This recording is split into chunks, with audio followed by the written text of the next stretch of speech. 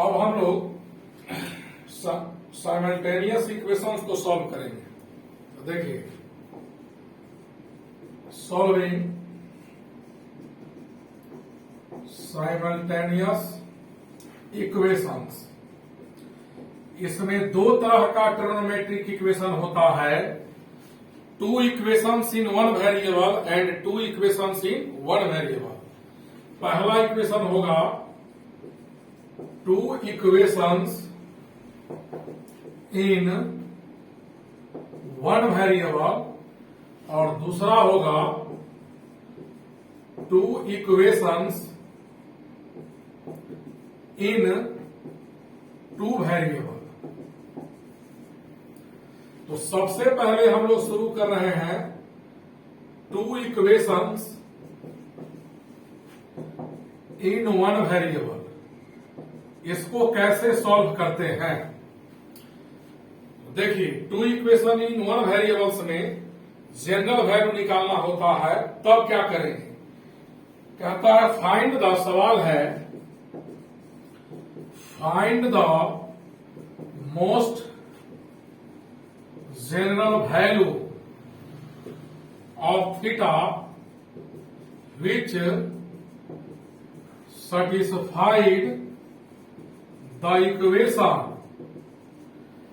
satisfied the equation sin theta equal minus half and tan theta equal 1/√3। कहता है यहां दो इक्वेशन दिया हुआ है और वेरिएबल सिंगल है थीटा, एक साइन एक टैन। कहता है इस दो इक्वेशन से थीटा का वैल्यू निकालिए, जो इसको क्या करता है सेटिस्फाइड, थीटा का जनरल वैल्यू निकालना है, थीटा का जनरल वैल्यू। तो हम लोग करेंगे क्या, रूल में लिख देते हैं। ऐसा दो अलग अलग इक्वेशन सिंगल वेरिएबल में रहेगा तो क्या करेंगे, रूल में देखिए, first find value of theta from both equations. दोनों इक्वेशन से हम लोग थीटा का वैल्यू निकालेंगे, which are lying between 0 degree and 2 pi radian. Theta का हम लोग वैल्यू निकालेंगे इस दोनों इक्वेशन से जो 0 और 2 पाई के बीच में लाई करता है। उसके बाद क्या करेंगे, then find common value of theta. Common value of theta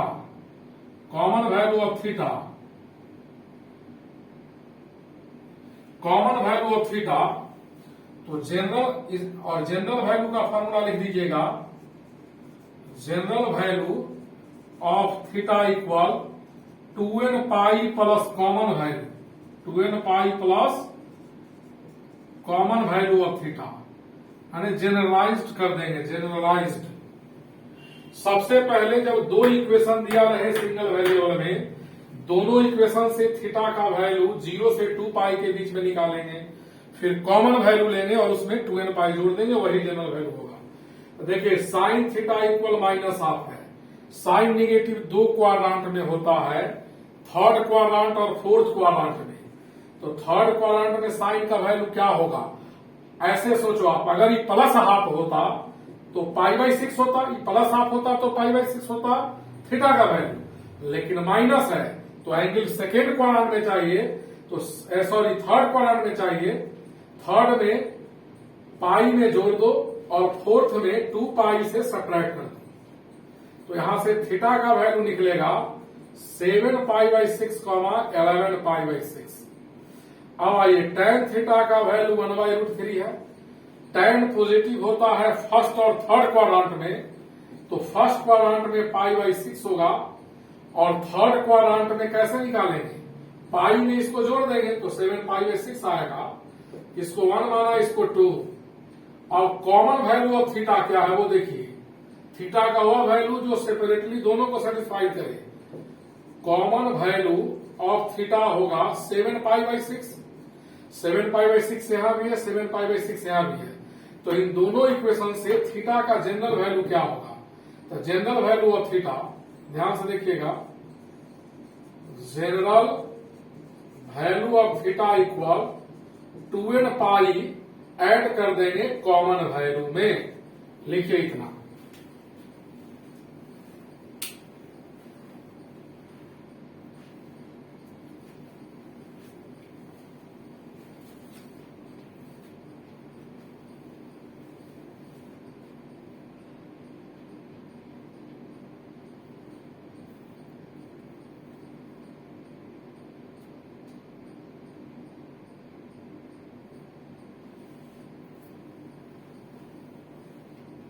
लिख लिए।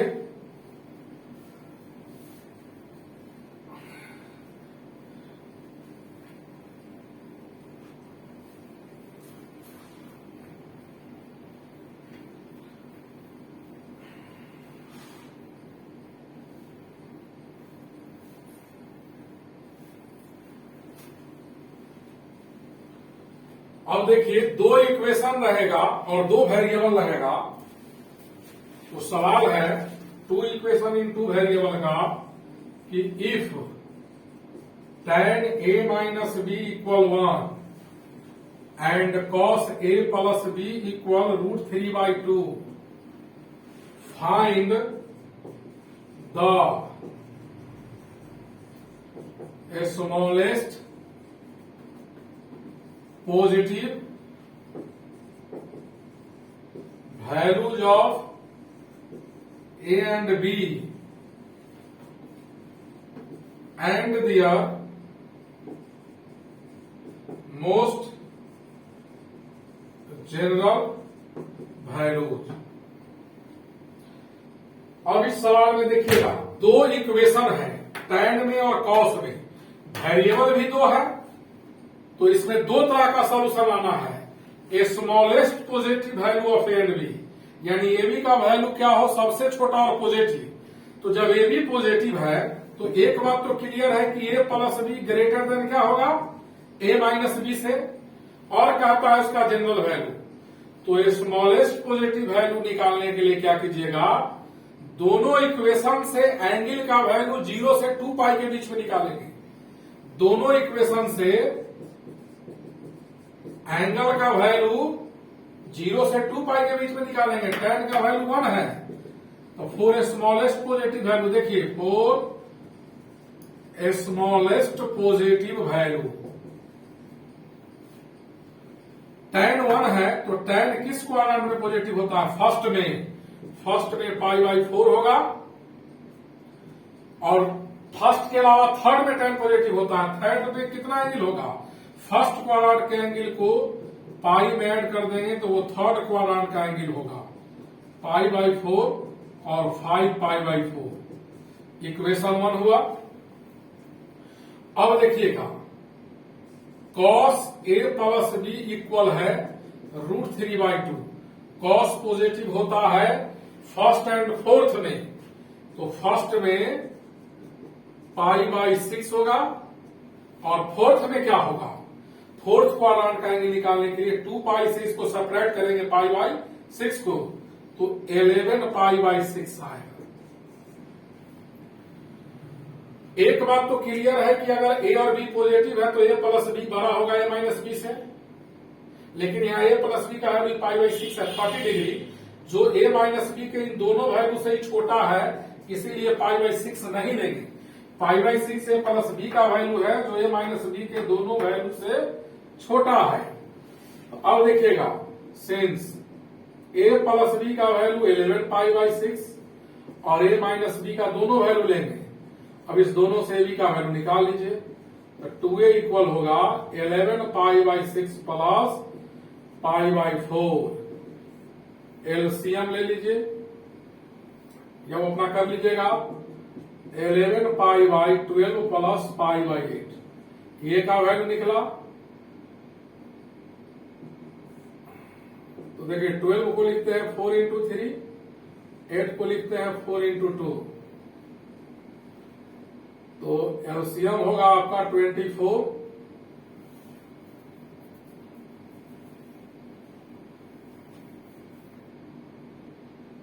22 पाई 3 पाई 25 पाई बाई 24 ए का वैल्यू। अब ए का वैल्यू किसी एक में डालेंगे बी निकल जाएगा। तो फर्स्ट इक्वेशन से बी इक्वल हो जाएगा, इधर का प्लस है इधर आकर माइनस 11 पाई बाई 6 माइनस है 11 pi by 6 minus 25 pi by 24 LCM होगा 44 pi minus 25 pi 19 pi by 24 B का वैल्यू आया। अब देखो वेन ए प्लस बी हमारा 11 पाई बाई 6 ही रहेगा, लेकिन ए माइनस बी का वैल्यू 5 पाई बाई 4 लेंगे। तो इस दोनों को कैंसिल करेंगे, बी कैंसिल हुआ 2a इक्वल होगा 11 pi by 6 plus 5 pi by 4। ठीक है,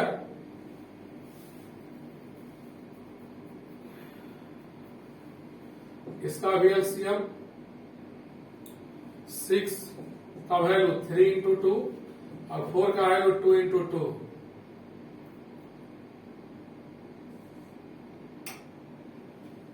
12 होगा एलसीएम 6 2 जा 12 4 3 जा 12 37 पाई बाई 12 2a का वैल्यू। तो a कितना होगा, 2 इधर मल्टीप्लाई होगा तो 24। अब यहां से a का वैल्यू इसमें डाल देंगे तो b इक्वल होगा 11 पाई बाई 6 माइनस a का वैल्यू इतना डाल देंगे 37 पाई बाई 24 तो 44 पाई माइनस 37 पाई बाई 24 तो ये हो जाएगा आपका 7 पाई बाई 24। ये हमारा निकला most general value of A and B, sorry positive value, smallest positive value. अब आइए फॉर जनरल वैल्यू के लिए क्या करेंगे, जनरल वैल्यूज कैसे निकालेंगे। तो tan a माइनस बी 1 है, tan a माइनस बी का वैल्यू हम लोग tan पाई बाई 4 लिख दिया।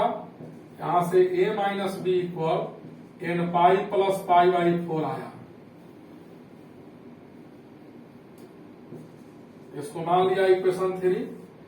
cos a प्लस बी का वैल्यू √3/2 है, तो cos a plus B is equal to cos pi by 6 हुआ, cos के इक्वल, तो यहां से a प्लस बी बराबर हुआ, यहाँ n के फॉर्म में लाए हैं, n के फॉर्म में ले लेते हैं 2m pi plus minus pi by 6। अब इस दो इक्वेशन को ऐड कीजिए तो b से b कटेगा, a निकलेगा, a किसी एक में पुट कीजिएगा तो b निकल जाएगा।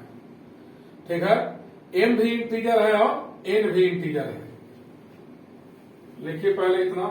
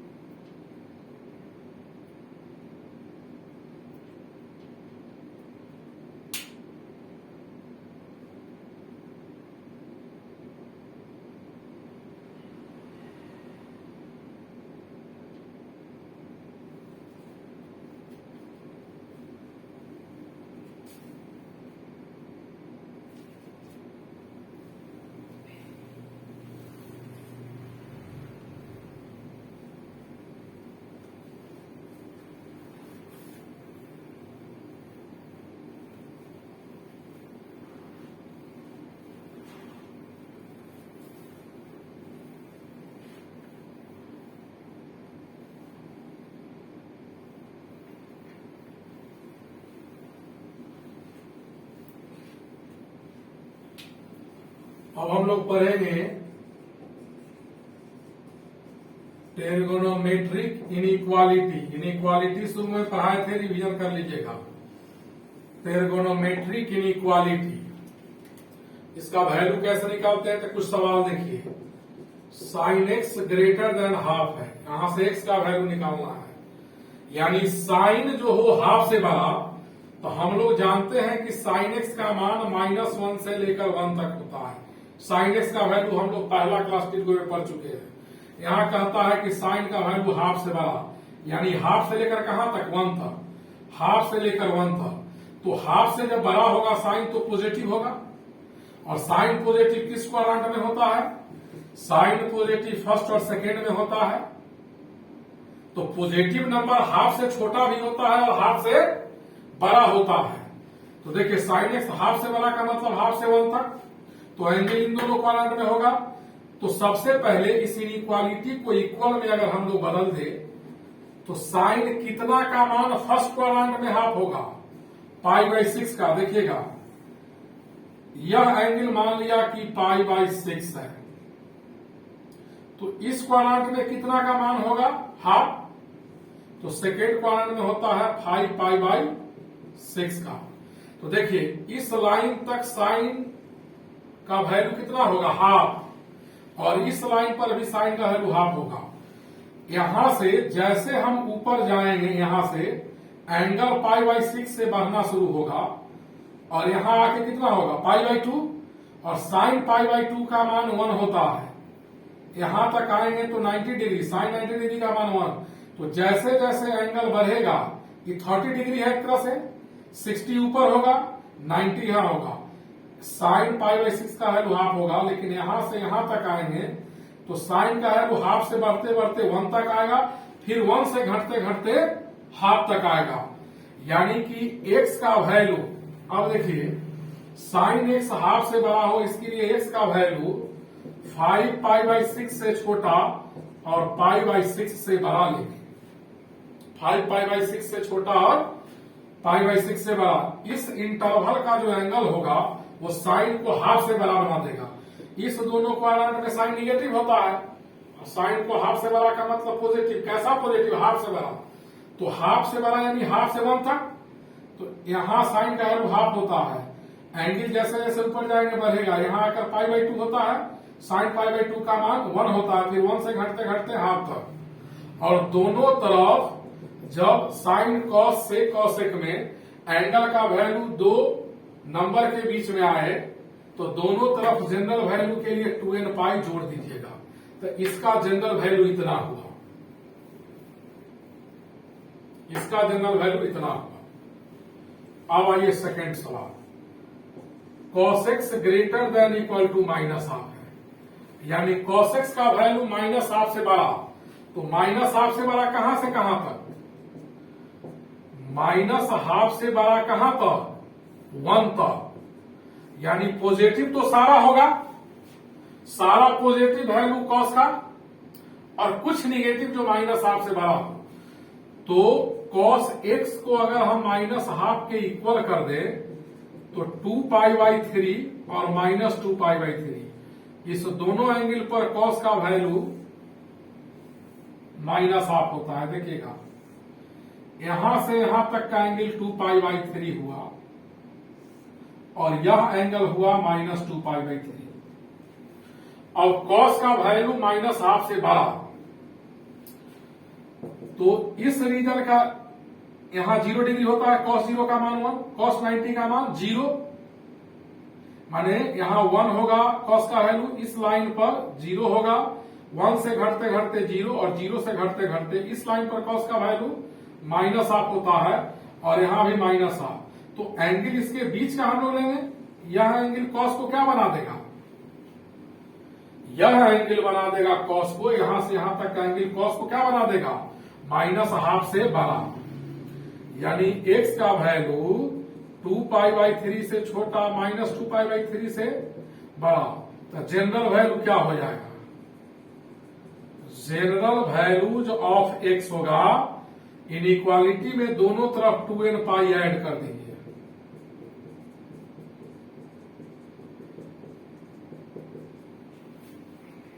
लिखिए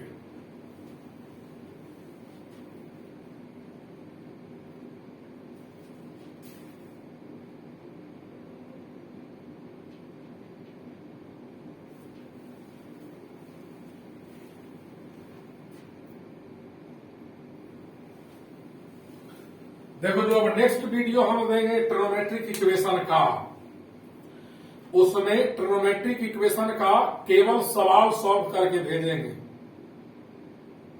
ठीक है, आज इतना ही रहने देते हैं। आज जो एक 2 घंटे का वीडियो है, 20 मिनट का, दोनों देखकर पहले समझ लीजिएगा, फिर कॉपी पर नोट कर लीजिएगा और 11th के बुक से बना जाइएगा। इसके बाद जो अगला 1 या 2 वीडियो होगा उसमें इतना सवाल प्रैक्टिस कर देंगे कि मेंस लेवल का सवाल बनने लगेगा प्योर इस चैप्टर का। दूसरे चैप्टर का जो यूज होगा इस चैप्टर में, वो आपको वो चैप्टर पढ़ा हुआ होगा बनेगा, नहीं पढ़ा हुआ होगा पढ़ने के बाद बनेगा। ठीक है।